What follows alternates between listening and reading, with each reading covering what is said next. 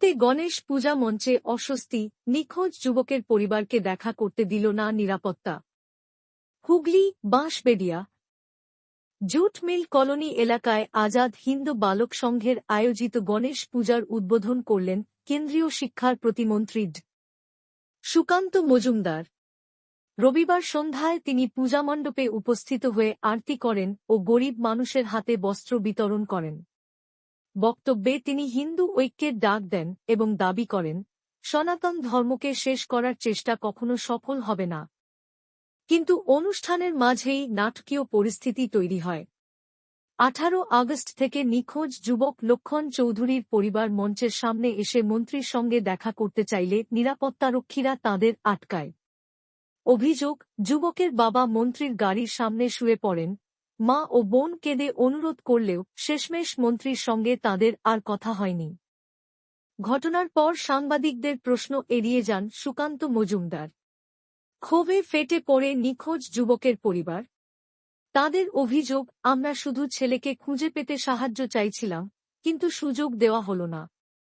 রাজনৈতিক মহলে প্রশ্ন উঠছে, জনসাধারণের দুঃখাভিযোগ কি সত্যিই রাজনৈতিক মঞ্চে গুরুত্ব পাচ্ছে?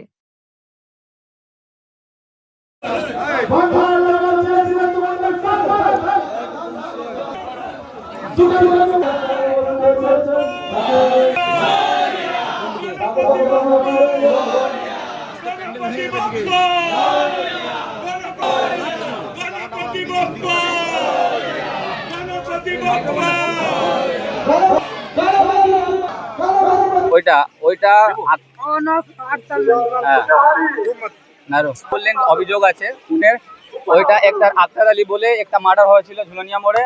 ওই দাদা ওর মধ্যে মানে ছিল না, ঠিক আছে, ও ওখানে ঘুমাচ্ছিল বৌদ্ধ অফিসে। ওখানে দাদা বললো কি একটা মার্ডার হয়েছে, তাহলে তুই এ কর, মানে তুই গিয়ে হয়ে যায়, সিলিন্ডার হয়ে যায়, তুই গিয়ে, ঠিক আছে, আমি 1 মাসে তোকে ছাড়িয়ে নেবো। কিন্তু 9 বছর হয়ে গেল, ছাড়ালো না, আমরা ছাড়ালাম।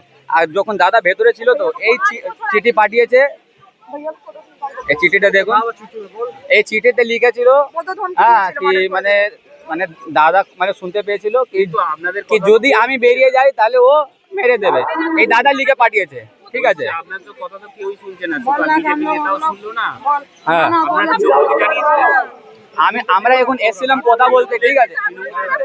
হ্যাঁ, না আমরা কোথাও যাইনি, আমরা দাদার কাছে গিয়েছিলাম, ঠিক আছে। 2 দিন আমরা ঘুরলাম, হাত পা ধরলাম কি দাদা তৃণমূলে না, আমরা কাউকে জানিনি। আমি ডাইরেক্ট গিয়েছিলাম থানায়, দাদার কাছে গিয়েছিলাম কি যদি তুমি রেখেছো, যদি আমার দাদার সাথে কোনো হয়েছে ঝগড়া ফগড়া বা কিছু, বলরাম চৌধুরী, তাহলে ওকে রিটার্ন দিয়ে বিক্ষোভ দেখাচ্ছিলেন। কোথায় আপনার বিরুদ্ধে আপনার আটকাচ্ছিলেন কেন? আটকাচ্ছিলাম কেন, কথা বলছিলাম স্যার। আমরা দেখো স্যার, চৌধুরী আমার দাদা, নমস্কার।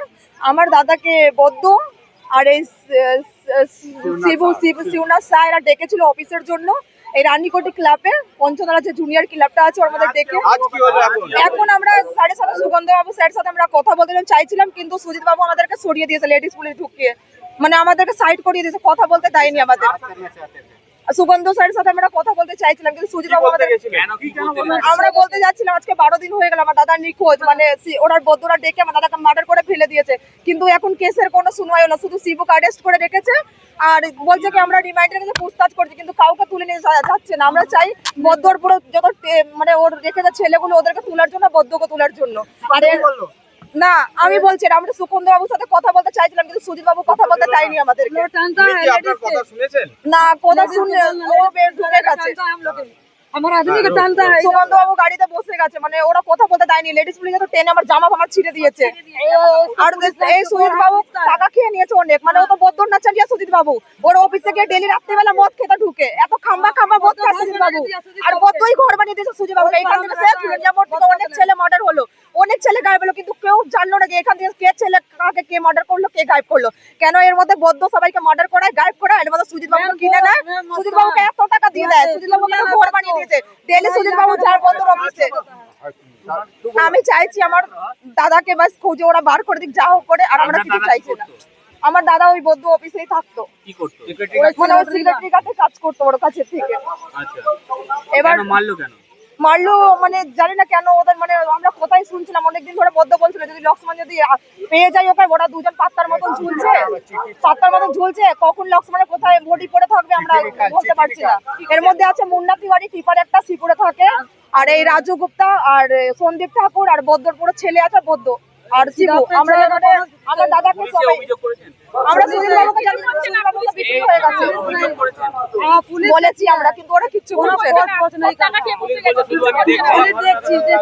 আর সুজিত বাবু রাত্রিবেলা এসে ঘরের মধ্যে শুধু একটাই কথা জিজ্ঞেস করে, দুটোর সময় সুজিত বাবু আসে শুধু একটাই কথা জিজ্ঞেস করে কি হয়েছে তোমার দাদা কোথা দিকে নামলো, 10 বার একটাই কথা বলো আমাদের সুজিত বাবুকে, ওর সাথে কথা বলতে দেয়নি আমাদেরকে না, এই সুজিত বাবু কথা বলতে দেয়নি আমাদেরকে। উপস্থিত হয়েছি আজাদ নিম বালক সংঘ তো আজকে এখানে মঞ্চে উপস্থিত আছেন আমাদের বন্ধুরা, উপস্থিত বিশেষ সুযোগ করছে গণেশ ভান্ডার, সেই জন্য হাততালি চাই। এবং হিন্দিতে দু চারটা কথা বলছি।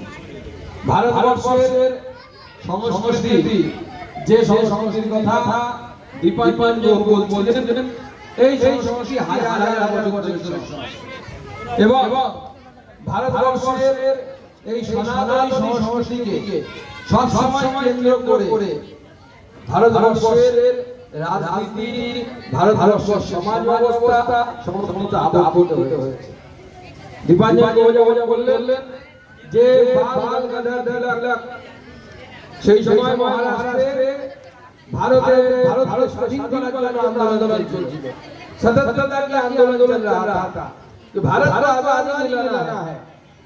तो आजादी देने के लिए लोगों को जोड़ना था, तो उन्होंने ठीक किया कि दो ऐसे पूजा करेंगे, दो ऐसे उत्सव करेंगे जिससे लोग आजादी के आंदोलन के साथ जुड़े।